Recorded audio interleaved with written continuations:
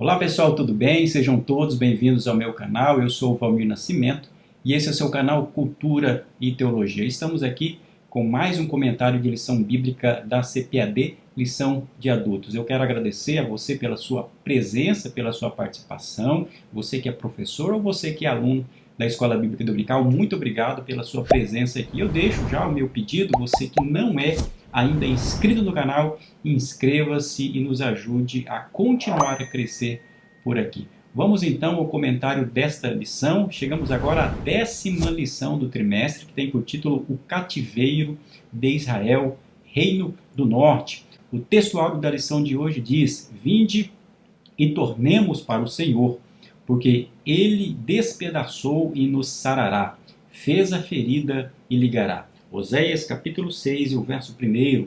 A verdade prática diz assim: Deus sempre adverte seu povo sobre os perigos da idolatria e suas terríveis consequências. Portanto, a lição de hoje vai tratar desse assunto, que é o cativeiro da nação de Israel, o Reino do Norte. Nós sabemos que na história bíblica e na própria história de Israel, este é um dos principais eventos que estudamos dentro do estudo desta nação. E na lição de hoje nós vamos destacar os motivos que levaram a nação de Israel a ser levada cativa e também as consequências espirituais e também sociais para esse povo. Para isso, a lição está dividida em 3 tópicos. O primeiro fala sobre Samaria, é cercada pelo rei da Síria. O segundo fala sobre os pecados do povo e a sua queda. E o terceiro vai falar sobre os estrangeiros ocupam Samaria. Só para nós começarmos a lição de hoje, eu registro aqui o que o comentarista diz logo na introdução. O cativeiro de Israel ocorreu durante o reinado do rei Oséias. Nessa época, a Assíria começava a crescer e a se tornar um grandioso império, controlando várias nações, inclusive Israel. Durante os últimos 30 anos de Israel, o país foi acometido de muitas tragédias, injustiças e assassinatos, em razão de desprezarem e desobedecerem aos mandamentos de Deus. A nação israelita entrou em decadência política, social, econômica e religiosa. Então, este é o cenário, o contexto desta lição que estaremos estudando agora. Para iniciarmos logo no primeiro tópico, o que é preciso considerarmos aqui, termos como ponto de partida? A nação de Israel, aqui o Reino do Norte, não o Reino do Sul, é importante destacar, nós estamos nos referindo ao Reino do Norte, teve um período de prosperidade econômica e prosperidade financeira.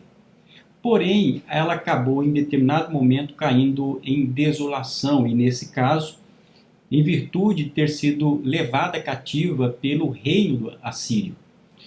Daqui a pouco nós vamos verificar as razões que conduziram a esse cativeiro.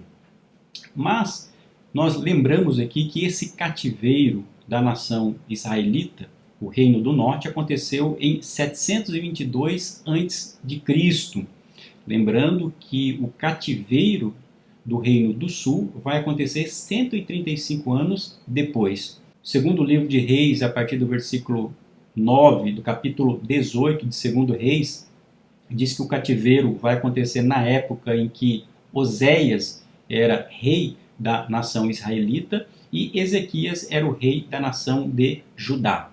Nessa ocasião, o rei da Síria, Salmanaser, ele ataca, ele invade Samaria após um período de 3 anos de estado de sítio, no período que ele faz um cerco à nação de Israel para minar as forças e ter condições assim de ocupar aquela cidade de Samaria.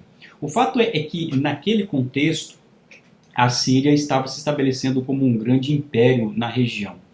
Vale lembrar que os assírios, eles habitavam naquela época uma região que hoje pertence ao Iraque, e eles estavam se sobressaindo em toda a Mesopotâmia. Então, era um reino realmente que estava em franco crescimento, estavam se expandindo durante ali o domínio do Oriente Médio. E estavam naquela ocasião em um confronto contra o Egito. E nessa circunstância, Israel era um reino tributário. O que significa ser um reino tributário? Significava que, embora Israel tivesse liberdade e pudesse ter um governante, e nesse caso era Oséias, esse reino tinha a obrigatoriedade de pagar tributos à Síria.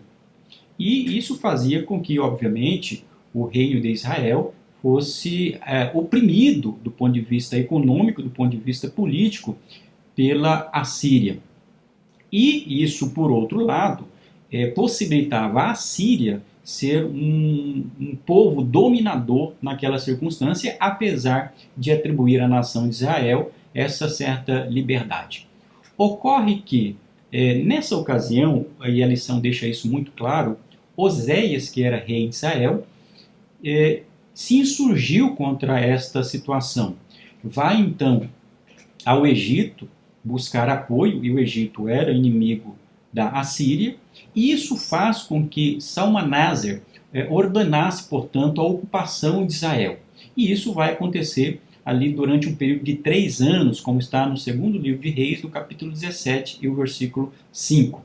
Então, veja o que diz aqui o comentarista no primeiro tópico.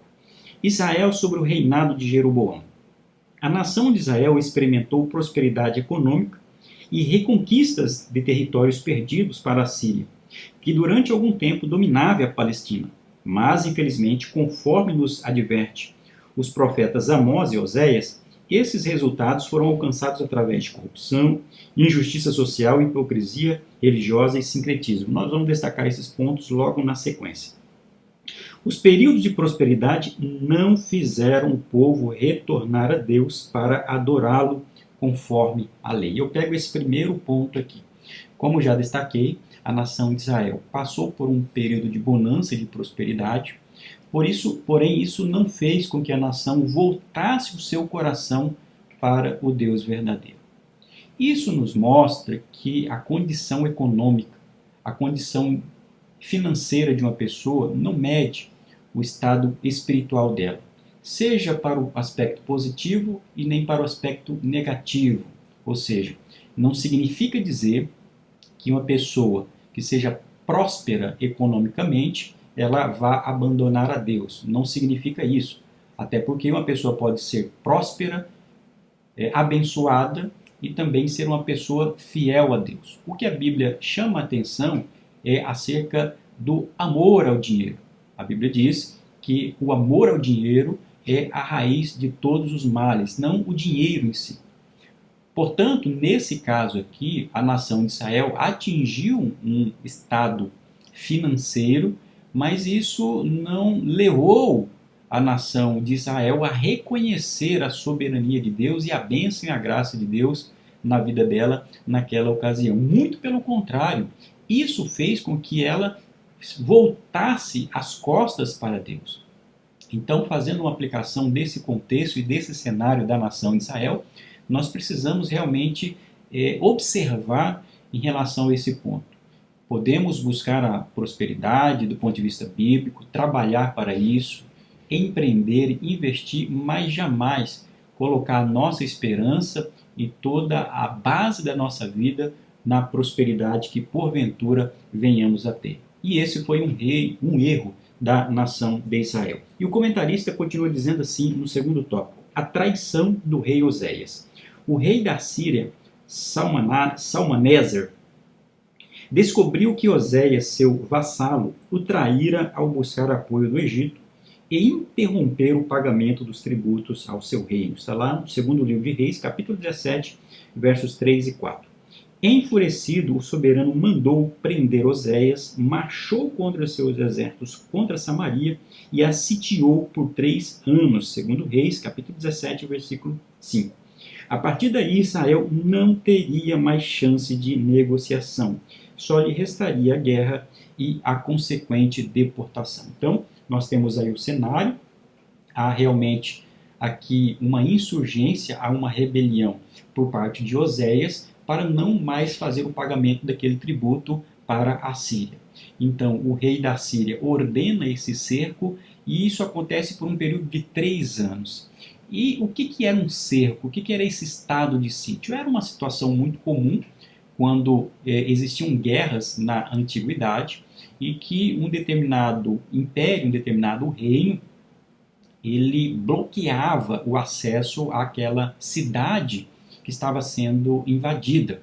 Ou seja, não poderia entrar e nem sair ninguém.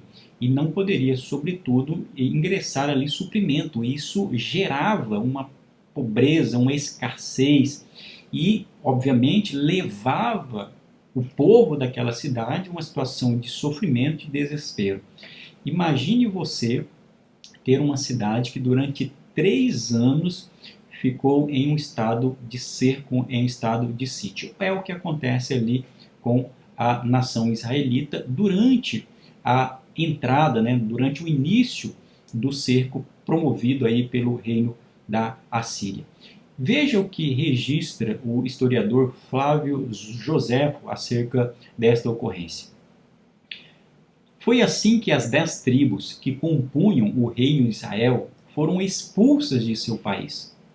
947 anos depois que seus antepassados o haviam conquistado, após a saída do Egito, pelas forças das armas, 800 anos depois da dominação de Josué, 240 anos, 7 meses e 7 dias depois que eles se haviam revoltado contra Roboão, neto de Davi, para tomar o partido de Jeroboão, seu súdito, e o tinham, como dissemos, reconhecido por rei. Então, aqui, além das escrituras, nós temos aqui mais um registro histórico dessa invasão do reino assírio à nação de Israel, ao reino do norte. Então nós temos aí o início do sofrimento do reino do norte em relação a essa invasão por parte dos assírios. E daí, no segundo tópico, o comentarista vai tratar dos pecados do povo e a sua queda. O que conduziu o reino do norte a esse cerco e a essa tomada pelo reino assírio? O que fez com que o reino do norte fosse levado ao cativeiro? Então aqui nós temos algumas razões bíblicas que conduziram aquele povo àquele estado deplorável que vai acabar com o reino do norte. Porque após essa ocorrência, após a invasão pelos assírios, o reino do norte, ou as pessoas, os israelitas, são distribuídos dentre as nações. Biblicamente, nós encontramos pelo menos 3 razões que conduziram o reino do norte a essa situação. Primeira razão, claramente as escrituras apontam isso, que é a própria idolatria. A idolatria, ou seja, abandonaram a adoração ao verdadeiro Deus e começaram a adorar falsos deuses. Esse tem sido algo reiterado ao longo do estudo desta lição, nas lições anteriores, e vai ser a tônica dos livros dos reis, ou seja, aquelas situações em que a nação de Israel vira as costas para Deus e começa a seguir falsos deuses. Veja o que está registrado no segundo livro de Reis, capítulo 17, versos 7 e 8. E sucedeu assim por os filhos de Israel pecarem contra o Senhor. Sucedeu assim o quê? O início do cativeiro. Seu Deus que os fizera subir da terra do Egito, de debaixo da mão de Faraó, rei do Egito, e temeram a outros deuses, e andaram nos estatutos das nações que o Senhor lançara fora de diante dos filhos de Israel e nos costumes dos reis de Israel. Então o que nós temos aqui, portanto, a primeira causa que conduziu a nação de Israel, o reino do norte, a esse cativeiro foi a idolatria, foi a adoração aos falsos deuses. Eu registro aqui o que o comentarista Clayton destaca no seu livro de apoio. As histórias narradas em primeiro e segundo livro de Reis dão conta de que os reis de Israel prestaram culto a outros deuses e ídolos. Utilizaram-se e construíram altares idólatras, colunas sagradas e postes sagrados, especialmente a Azerá. Construíram ídolos de metal em forma de bezerros, prestaram culto a Baal, seguiram costumes pagãos dos povos com os quais estabeleceram alianças, praticaram mal secretamente, sobretudo crimes de injustiça social. Vamos tratar nos itens seguintes. Corrupção e idolatria. Queimaram seus filhos em sacrifício aos falsos deuses e praticaram a adivinhação e a feitiçaria, o que foi terminantemente proibido na lei mosaica. Então, há ali uma queda, depois de um período de bonança e de prosperidade, esse povo, em razão da sua idolatria, é levado agora cativo, com uma permissão, é claro, de Deus. Segunda razão que conduziu a nação de Israel a essa situação deplorável de cativeiro foi a exploração e a desigualdade social que estavam sendo praticados dentro da nação de Israel. O fato é que, durante o seu tempo de prosperidade, nós vamos perceber ao longo das escrituras ali, que falam desse contexto, que os ricos e poderosos estavam oprimindo os pobres e vulneráveis da sociedade. É por isso que Deus vai levantar profetas como Amós e Oséias para chamar a atenção dos ricos, dos poderosos e das autoridades em relação a essas injustiças que estavam acontecendo. Então, esse fator de corrupção, de não valorização, muito pelo contrário, de desrespeito aos pobres, aos órfãos e às viúvas, era algo que estava corroendo a integridade da nação de Israel, e esse foi um dos fatores também que conduziu a nação de Israel à sua queda. Veja o que o profeta Amós registra exatamente nesse contexto. Portanto, visto que pisais o pobre, e dele exigis um tributo de trigo, edificastes casas de pedras lavradas, mas nelas não habitais, vinhas desejáveis plantastes, mas não bebereis do seu vinho. Porque sei que são muitas as vossas transgressões e graves os vossos pecados. Afligis o justo, tomais resgate e rejeitais os necessitados na porta. Amós, capítulo 5, versos 11 e 12. É uma situação deplorável da nação de Israel. E esse é um ponto que devemos fazer também aplicação. Nós avaliamos o estado espiritual de uma pessoa, de uma nação nesse caso, através de vários fatores. É claro que uma nação e uma pessoa peca quando ela está fora da orientação de Deus, quando ela infringe diretamente um mandamento de Deus, como o caso da idolatria.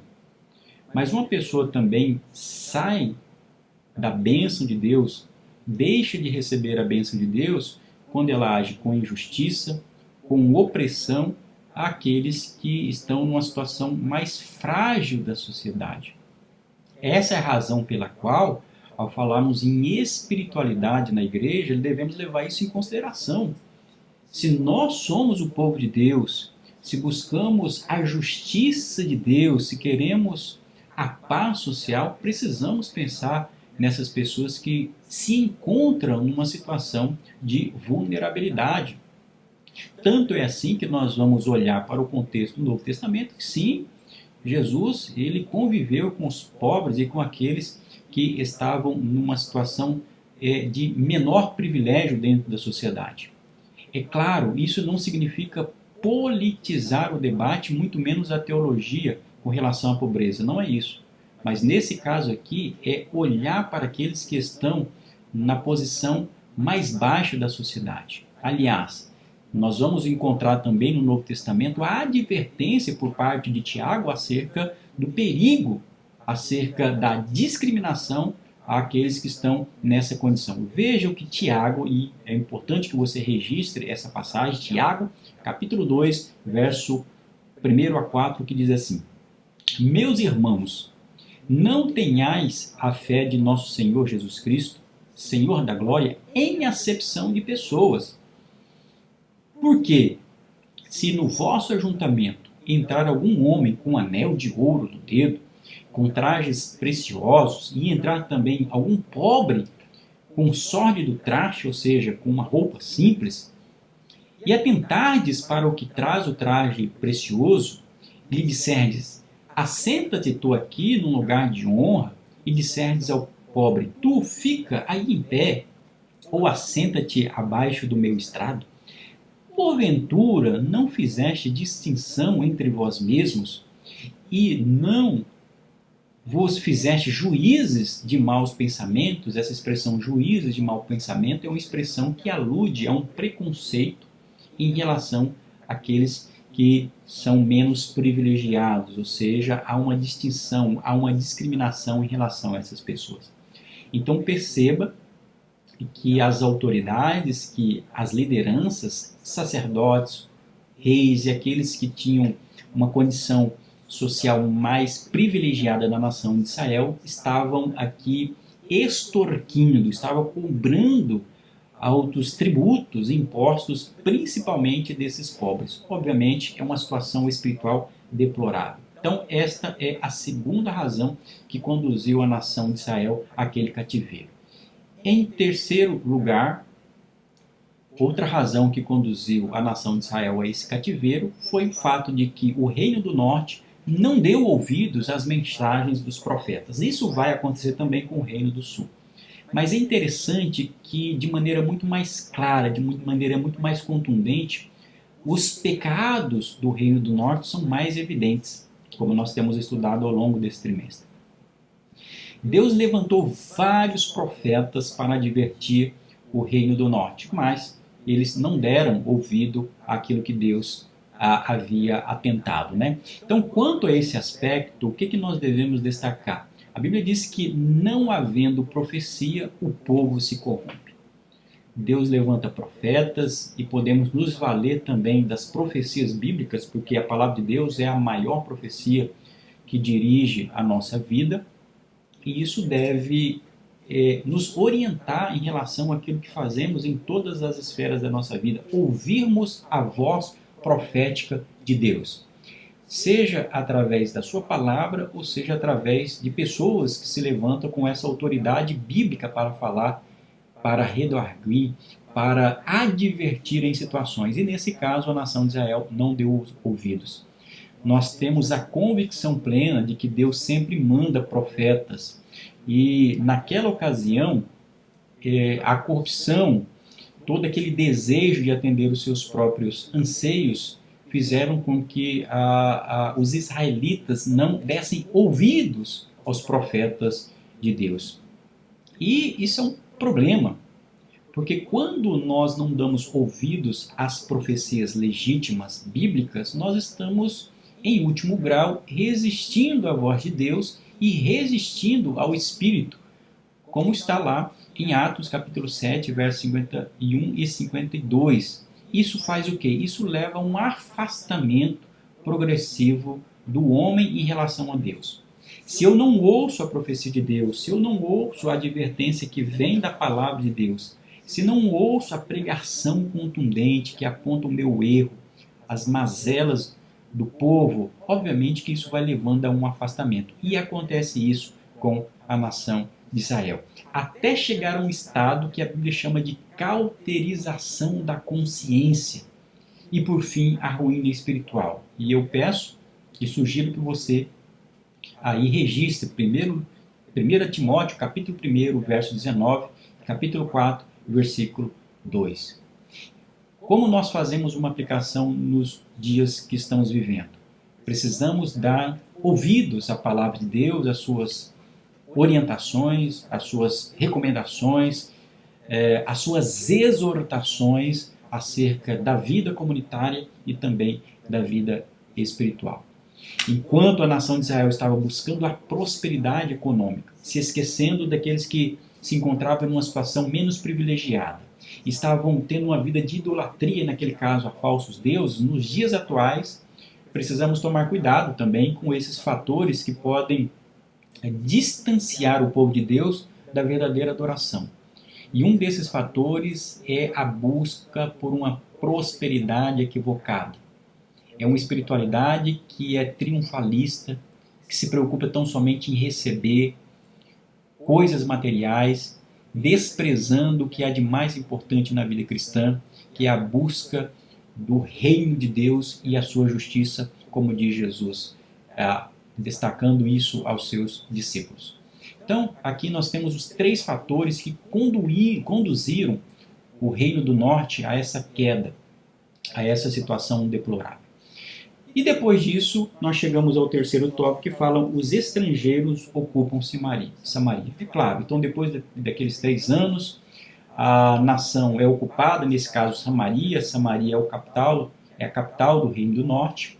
E aqui nós sabemos, era uma estratégia por parte dos assírios, todas as vezes que eles conquistavam um povo, eles faziam com que aquele povo se retirasse da sua terra e mandava esse povo para outras localidades. Era uma estratégia para quê? Para que eles perdessem a identidade cultural.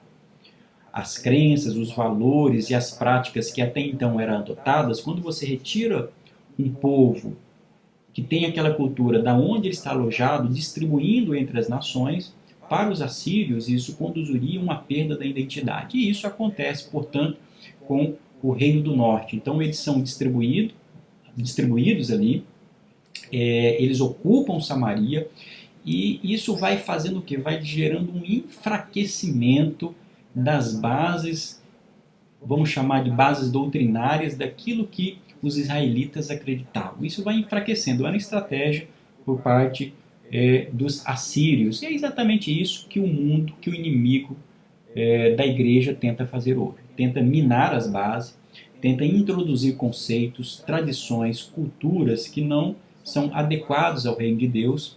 Isso vai minando muitas vezes a identidade da cultura cristã. E ali naquele caso estava conduzindo a um sincretismo religioso. O que é o sincretismo religioso? O sincretismo é uma mistura do culto de uma religião com outra religião. E nesse caso ali começou a existir uma mistura do culto israelita com a prática pagã. Ou seja, houve uma junção daquilo que Deus não aceitava. Começou a existir dentro de Samaria exatamente essa prática. E é interessante aqui que essa é uma das principais distinções do cativeiro do Reino do Norte para o cativeiro do Reino do Sul. É claro que o Reino do Sul também vai ser afetado, a sua identidade vai ser abalada. Mas o Reino do Sul consegue manter muito mais a sua identidade. Vale lembrar, como já destaquei, o cativeiro do Reino do Sul vai acontecer pela Babilônia 135 anos depois disso daí. Enquanto os judaítas, nessa ocasião, ou seja, buscaram manter a sua integridade religiosa, no caso, o Reino do Sul, com os seus costumes, buscando, é claro, manter a sua integridade, os israelitas, quando são levados aqui cativos pelos assírios, eles aceitam com muito mais facilidade, perdendo a identidade, aceitando sobretudo aquele sincretismo religioso. Veja o que diz aqui o comentarista no primeiro item do terceiro tópico. A mistura de gente e o sincretismo. Após o exílio, alguns israelitas pobres permaneceram em Samaria e região. A política dos assírios era que os territórios espoliados fossem reocupados por povos de outras etnias e origens, promovendo assim uma grande migração e reassentamento de pessoas. O objetivo era misturar as nacionalidades para evitar possíveis rebeliões e enfraquecer as províncias. Preste atenção nisso daqui, não é estratégia do inimigo hoje fazer com que os crentes se misturem com o mundo e perca a sua identidade dentro daquilo que é adotado pelo mundo? Óbvio, aqui eu preciso destacar. A Bíblia diz que nós vivemos desse mundo, mas ao mesmo tempo o apóstolo Paulo destaca que a nossa cidadania não é terrena. Então nós podemos assegurar que temos essa dupla cidadania. Ao mesmo tempo nós somos cidadãos do reino de Deus, e o nosso coração está ansiando a consumação de todas as coisas, mas ao mesmo tempo nós vivemos nessa sociedade que é influenciada pelo Deus desse século. Influenciada não significa que Deus perdeu todo o controle, mas nós vivemos um mundo em queda. Jesus, em uma das suas orações, ele disse ao Pai acerca dos seus discípulos: eu não peço que os tires do mundo, mas que os livres do mal. Então a igreja do Senhor está realmente em um ambiente em um contexto, em uma cultura que não é uma cultura bíblica. E nós vivemos em uma secularização, um avanço da sociedade que cada vez mais tenta destruir os valores do Ocidente, valores esses que foram legados, que foram estabelecidos, que foram fundamentados a partir de uma tradição judaico-cristã, de valorização da religião, da ética, da família, dos bons costumes. E nós estamos aí nesse contexto de ruptura, de uma tentativa de silenciamento da religião. E uma das estratégias que se adotam no tempo atual é exatamente essa estratégia que era adotada pelos assírios, que é exatamente fazer essa disseminação dos povos entre as culturas para que as culturas silenciem a voz do evangelho na sociedade. É claro, devemos entender a importância da pluralidade social. O que é a pluralidade social? Saber que nós vivemos uma sociedade que existem ideologias, tradições e até mesmo religiões diferentes das nossas. Ou seja, nós respeitamos a liberdade do outro, nós respeitamos a cultura do outro, mas ao mesmo tempo vivemos em uma sociedade que nós temos uma liberdade de manter aquilo que acreditamos. E é exatamente isso que devemos destacar. É exatamente isso que o apóstolo Paulo vai escrever no capítulo 12 de Romanos, quando ele diz: e não vos conformeis com este mundo, ou seja, não entre na forma desse mundo, não entre no padrão desse mundo, mas transformai-vos pela renovação do vosso entendimento. Então, o que acontece ali no Reino do Norte? Acontece esse sincretismo. E que isso, portanto, não venha acontecer no meio da Igreja do Senhor nos dias atuais, mantendo a nossa identidade. E é interessante que foi exatamente esse sincretismo introduzido ali no Reino do Norte, principalmente em Samaria, que fez esse afastamento entre samaritanos e israelitas ou judeus, que é o contexto que nós teremos no Novo Testamento.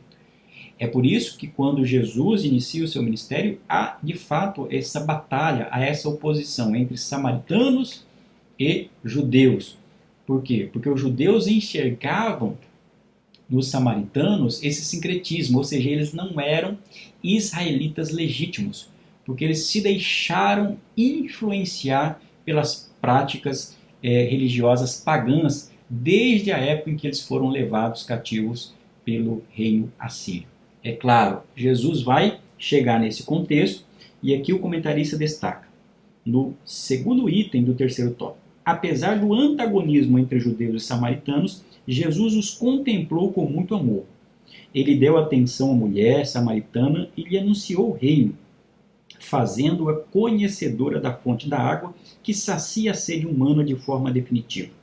Em razão da dúvida daquela mulher sobre o legítimo lugar de adoração a Deus, Jesus foi enfático em dizer que o lugar não é físico ou geográfico, e sim espiritual, o coração do homem. E também na parábola do samaritano, Jesus contrasta a religiosidade excessiva dos líderes religiosos judeus com a natural espiritualidade de um samaritano. Veja aqui, para finalizarmos essa lição. Embora os samaritanos tivessem esse sincretismo, tivessem pervertido o sentido original da lei, adotando essas práticas, quando chega no contexto do Novo Testamento, Jesus vai possibilitar que eles também sejam atingidos pela graça.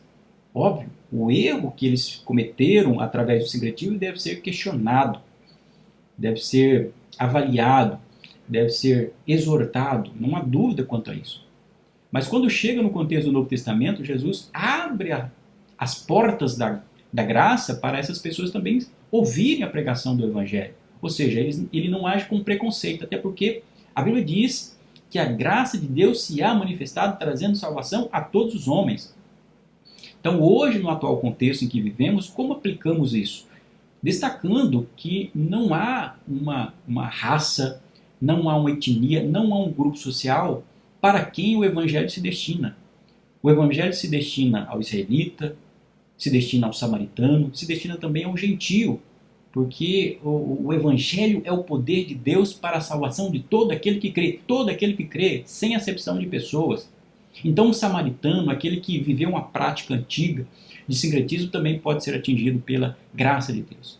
Nós vamos ver isso no exemplo de Jesus acerca da mulher samaritana, de tudo aquilo que ele fala para os seus discípulos, e os discípulos colocam isso em prática também ali no livro de Atos. Inclusive quando Felipe vai pregar o evangelho ali aos samaritanos, e depois os apóstolos vão ali, ora pelos samaritanos, e eles são batizados e recebem o Espírito Santo de Deus. Como é lindo o relato bíblico e a forma como Deus age. Então, nós concluímos essa lição destacando que o Reino do Norte realmente cometeu vários erros e foi conduzido a essa situação de cativeiro pela nação assíria. E isso nos traz vários ensinamentos, né? Que possamos estar com o nosso coração sempre aberto a ouvir a voz de Deus, tomarmos cuidado sempre com a idolatria, com a corrupção, com a exploração daqueles que são mais fracos, aqueles que são oprimidos na sociedade. Sobretudo, ouvirmos a voz profética de Deus que ainda orienta, que instrui a sua igreja, e também que tenhamos cuidado nesse mundo contemporâneo de não sermos influenciados e perdermos a nossa identidade através de sincretismo religioso, através de uma mistura com outras religiões e outras formas de compreender a vida que não é o Evangelho. Que Deus abençoe a tua vida e nos vemos na próxima aula. Até lá.